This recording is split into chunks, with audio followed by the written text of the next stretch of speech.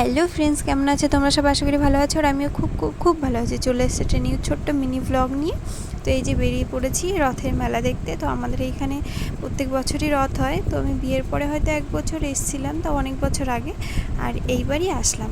তো এসে দেখি কি সুন্দর দোকান টোকান বসেছে, বেশ ভালোই লাগছিলো, বাচ্চাদের খেলনা। আর দেখো এই গরুগুলো কি কিউট লাগছিলো, আমার তো খুব ভালো লাগছিলো দেখতে। তো এই যে তারপরে আমরা সোজা চলে গেলাম রথের কাছে ঠাকুরকে দর্শন করার জন্য। ফার্স্টে ঠাকুরটা দর্শন করে নিই, তারপরে ভাবলাম ঘুরে দেখব। তো এখানে এসে দেখি সবাই রথের পরিক্রমা করছিল। তারপরে ঠাকুরটাকেও দর্শন করে নিলাম। এই যে তোমরাও ঠাকুরটাকে দর্শন করে নাও।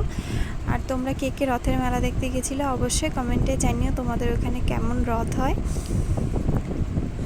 তো তারপরে ঠাকুর দর্শন করার পরে আমরা একটু ঘুরে দেখলাম ওখানে কি দোকানপাট বসেছে আর কি।